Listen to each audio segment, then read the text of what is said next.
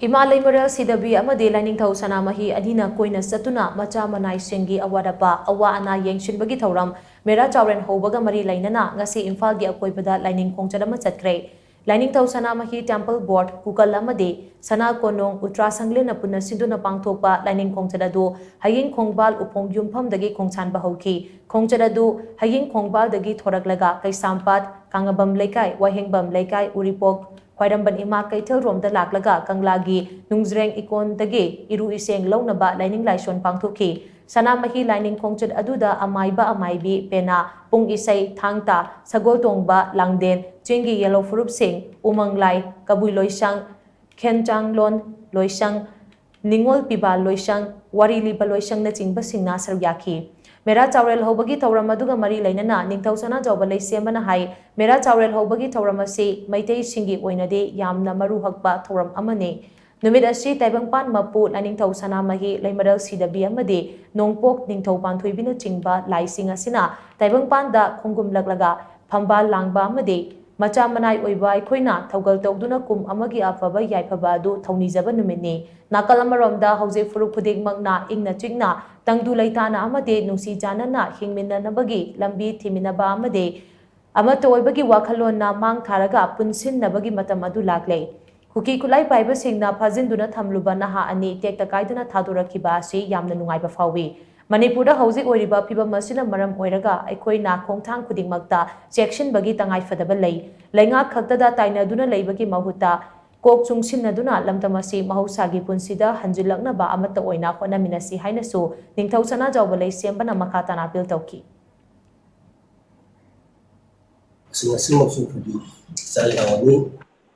ina faru badigi thadorpa sena masi atanu da to magadi yamna tawa ogini matung dadi ko section mamachang to le filmsi di yam jana on men walba di yam jana ko section ngai oida ba ko matam da yam section ngai ko hirom ko di mota ko thang da ko bakal khana da thang si ko di mana ini saya mo ko to sahaja ba matau karam na ko lebak si amutang tanggo laita ina chingna nungaya ko product ge habis to kuba ko sarkar da daga legal usuma ta taina bul mutta ko na su kai to ya ge habis ko to na bagi ko su ni na tambi ore to nasi mo no da sino la ko sada ai ai ba miam ina haje ni se nasi dagi apa ba ya pa ba to ba hogi ba awa ba su bu nasi dagi na tamna ko kana ko di Tamamagi mapaya kana ko ya si sana na siminaramba adu ba matambadu ko resano Thouram adu pangthokpagi matangda Lainingthou Sanamahi Temple Board ki Vice President Vidyapati Senjamna hai anganba matamdagi pangthoktuna laklaba Mera Chaoren Houba thouram asi yoiba khunai gi yamna maruoiba thouram amani atingkok maru Yaibirel Sanamahi na uche waya sanga mahi marong pumnamak semba loiraba matung taibang mioiba sembagi khwaidagi maruoiba tha meratha asida Ima Leimarel shidabi amadi Lainingthou Sanamahi anina koina chattuna macha manai singi awat awa ana khaya yengshinbagi khongchat asibu Chaoren Houba haina khangnari ngasigi tangdu leita draba khunai asi ingna chingna panba ngamnaba amadi Khangu thakta punsi loihanbidanaba Lainingthougi mafamda athen pot katuna thoni zabani Laining Khongchat asina kanglagi nungzreng ikondagi iru iseng lauraba matung Lainingthou Sanamahi gi sanglen tamna puraklaga thoni minanabani haina mahangna makha taki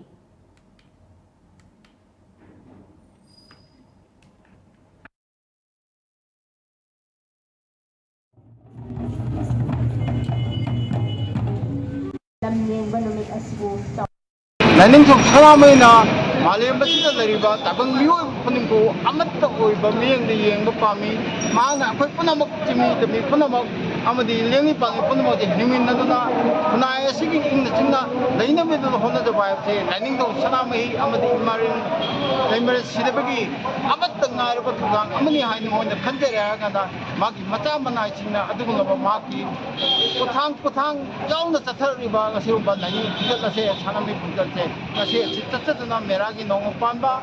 achibu mera nong ma panba chu chauri hori hara kan leba ingna chingna ba togjoba du mo thorom amani masjid leba miyamna ꯃꯥꯅ ꯂꯦꯡꯊꯣꯔꯛꯄ ꯑꯁꯤꯗ ꯂꯩꯕꯥꯛꯀꯤ ꯏꯪꯅꯕ ꯆꯤꯡꯅꯕ ꯑꯃꯗꯤ ꯆꯤꯡꯃꯤ ꯇꯝꯃꯤ ꯅꯨꯡꯁꯤꯅꯅ ꯂꯩꯅꯅꯕ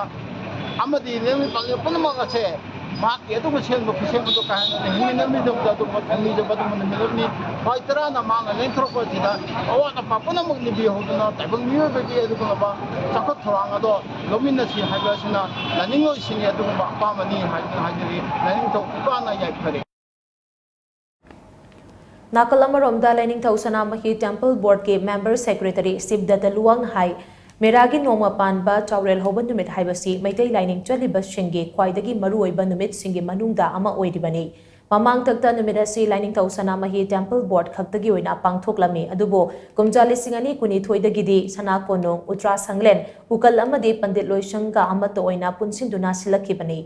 ꯅꯨꯃꯤꯠ ꯑꯁꯤꯗ ꯄꯥꯡꯊꯣꯛꯂꯤꯕ ꯈꯣꯡꯆꯠ ꯑꯁꯤ ꯂꯝꯗꯝ ꯑꯁꯤꯒꯤ ꯆꯤꯡꯒꯤ ꯃꯐꯝꯁꯤꯡꯗ ꯂꯩꯔꯤꯕ ꯌꯦꯜꯍꯧ ꯐꯨꯔꯨꯞ ꯈꯨꯗꯤꯡꯃꯛ ꯁꯔꯨꯛ ꯌꯥꯗꯨꯅ ꯃꯄꯨꯡ ꯐꯥꯅ ꯄꯥꯡꯊꯣꯛꯅꯕ ꯄꯥꯟꯗꯝ ꯊꯝꯈꯤꯕꯅꯤ ꯑꯗꯨꯝ ꯑꯣꯏꯅꯃꯛ ꯍꯧꯖꯤꯛ ꯂꯝꯗꯝ ꯑꯁꯤꯗ ꯊꯦꯡꯅꯔꯤꯕ ꯏꯔꯥꯡ ꯑꯁꯤꯅ ꯃꯔꯝ ꯑꯣꯏꯔꯒ ꯃꯪꯂꯥꯟ ꯑꯗꯨ ꯃꯪꯐꯥꯎꯅꯍꯟꯕ ꯉꯝꯈꯤꯗ꯭ꯔꯦ ꯉꯁꯤꯒꯤ ꯈꯣꯡꯆꯠ ꯑꯗꯨꯗ ꯃꯔꯤꯡ ꯆꯣꯊꯦ ꯑꯃꯁꯨꯡ ꯀꯕꯨꯏꯅꯆꯤꯡꯕ ꯐꯨꯔꯨꯞ ꯀꯌꯥꯗꯤ ꯁꯔꯨꯛ ꯌꯥꯈꯤ ꯑꯗꯨꯝ ꯑꯣꯏꯅꯃꯛ ꯂꯥꯛꯀꯗꯕ ꯆꯍꯤꯁꯤꯡꯗꯗꯤ ꯌꯦꯜꯍꯧ ꯐꯨꯔꯨꯞ ꯈꯨꯗꯤꯡꯃꯛ ꯁꯔꯨꯛ ꯌꯥꯗꯨꯅ ꯍꯦꯟꯅ ꯃꯄꯨꯡ ꯐꯥꯕ ꯊꯧꯔꯝ ꯑꯃ ꯑꯣꯏꯍꯟꯅꯕ ꯍꯣꯠꯅꯃꯤꯟꯅꯁꯤ ꯉꯁꯤꯒꯤ ꯈꯣꯡꯆꯠ ꯑꯗꯨꯗ ꯁꯔꯨꯛ ꯌꯥꯈꯤꯕꯁꯤꯡꯅ ꯊꯧꯔꯝ ꯑꯗꯨꯕꯨ ꯊꯃꯣꯏ ꯁꯦꯡꯅ ꯁꯔꯨꯛ ꯌꯥꯈꯤꯕ ꯑꯗꯨꯅ ꯂꯥꯏꯅꯤꯡꯊꯧ ꯁꯅꯥꯃꯍꯤꯅ ꯄꯦꯟꯕꯤꯕ ꯑꯣꯏꯔꯁꯅꯨ ꯍꯥꯏꯅꯁꯨ ꯃꯍꯥꯛꯅ ꯃꯈꯥ ꯇꯥꯅ ꯐꯣꯡꯗꯣꯛꯈꯤ ꯍꯧꯖꯤꯛ ꯆꯠꯊꯔꯛꯏꯕ ꯑꯩꯈꯣꯏꯒꯤ ꯃꯥꯏꯀꯩꯗꯒꯤ ꯊꯦꯡꯈꯥꯡ ꯀꯌꯥꯔꯛꯇ ꯑꯩꯈꯣꯏꯁꯦ ꯂꯥꯟꯄꯨꯡ ꯑꯃ ꯑꯣꯏꯅ ꯑꯩꯈꯣꯏ ꯑꯗꯨꯝ ꯑꯩꯈꯣꯏꯒꯤ ꯆꯩꯊꯦꯡꯁꯤ ꯑꯩꯈꯣꯏꯒꯤ ꯌꯦꯜꯂꯣ ꯐꯨꯜ ꯑꯣꯏꯖꯔꯤꯕ ꯑꯩꯈꯣꯏꯗ ꯑꯗꯨꯝ ꯇꯣꯏꯅ ꯐꯪꯕꯁꯦ ꯃꯁꯤ ꯑꯩꯈꯣꯏꯅ ꯍꯦꯛ ꯇꯣꯏꯅ ꯃꯤꯀꯞ ꯊꯣꯛꯃꯤꯟꯅꯕ ꯂꯣꯏꯅꯅ ꯁꯤꯒꯨꯝꯕ ꯅꯨꯃꯤꯠꯁꯤꯗ ꯑꯩꯈꯣꯏꯁꯤ ꯄꯨꯟꯅ ꯑꯩꯈꯣꯏ ꯑꯄꯨꯟꯕꯒꯤ ꯄꯥꯡꯒꯜ ꯑꯃ ꯁꯥꯒꯠꯃꯤꯟꯅꯕꯗꯨ ꯃꯊꯧ ꯇꯥꯏ ꯂꯣꯏꯅꯅ ꯍꯧꯈꯤꯕ ꯂꯣꯏꯅꯅ ꯑꯩꯈꯣꯏꯒꯤ ꯃꯄꯥꯡꯒꯜ ꯀꯜꯂꯕ ꯂꯩꯕꯥꯛ ꯀꯌꯥ ꯑꯃ ꯐꯨꯔꯨꯞ ꯀꯌꯥ ꯑꯃꯅ ꯐꯠꯇꯕꯗ ꯑꯣꯏꯔꯣ ꯑꯐꯕꯗ ꯑꯣꯏꯔോ ꯑꯄꯨꯟꯕꯒꯤ ꯄꯥꯡꯒꯜ ꯑꯃ ꯁꯥꯒꯠꯄ ꯉꯝꯃꯤꯁꯦ ꯃꯥꯒꯤ ꯍꯧꯔꯛꯄꯒꯤ ꯂꯥꯏꯅꯤꯡ ꯅꯥꯠ ꯃꯌꯥꯝꯗꯣ ꯉꯥꯛꯅ ꯆꯠꯃꯤꯟꯅꯕ ꯑꯗꯨꯒꯨꯝꯕ ꯑꯩꯈꯣꯏ ꯐꯨꯔꯨꯞꯇꯨꯅ ꯉꯁꯤꯗꯤ ꯑꯩꯈꯣꯏ ꯃꯐꯝꯗ ꯃꯥꯅ ꯇꯧꯒꯦ ꯈꯟꯕ ꯊꯕꯛꯁꯤꯡꯗ ꯂꯣꯏꯅꯃꯛ ꯑꯐꯕꯗ ꯑꯣꯏꯔꯣ ꯐꯠꯇꯕꯗ ꯑꯣꯏꯔꯣ ꯃꯥꯏ ꯄꯥꯛꯂꯛꯏꯕꯁꯦ ꯁꯤꯒꯨꯝꯕ ꯃꯌꯥꯝꯁꯤ ꯃꯤꯔꯥꯏꯈꯤꯕꯗꯒꯤꯅꯤ ꯑꯗꯨꯅ ꯃꯁꯤ ꯑꯩꯈꯣꯏ ꯃꯤꯔꯥꯏꯒꯨꯝꯁꯤ ꯇꯨꯡꯗ ꯍꯦꯟꯅ ꯑꯩꯈꯣꯏ ꯑꯁꯦꯡꯕ ꯂꯝꯁꯤꯒꯤ ꯃꯄꯨ ꯑꯣꯏꯅ ꯍꯧꯔꯤꯉꯩꯗꯒꯤ ꯂꯩꯔꯛꯑꯕ ꯑꯩꯈꯣꯏꯁꯦ ꯑꯩꯈꯣꯏ ꯁꯤ ꯍꯦꯟꯅ ꯃꯄꯥꯡꯒꯜ ꯀꯟꯈꯠꯍꯟꯕ ꯃꯊꯧ ꯇꯥꯏ ꯍꯥꯏꯕ ꯃꯨꯡꯗ ꯊꯝꯖꯔꯀꯥꯟꯗ ꯍꯟꯗꯛꯀꯤ ꯃꯦꯔꯥ ꯆꯥꯎꯔꯦꯜ ꯍꯧꯕꯒꯤ ꯁꯤꯒꯨꯝꯕ ꯑꯩꯈꯣꯏꯒꯤ ꯁꯅꯥꯃꯍꯤ ꯂꯥꯏꯅꯤꯡ ꯈꯣꯡꯆꯠꯁꯦ ꯑꯩꯈꯣꯏ ꯄꯥꯡꯊꯣꯛꯆꯕꯅꯤ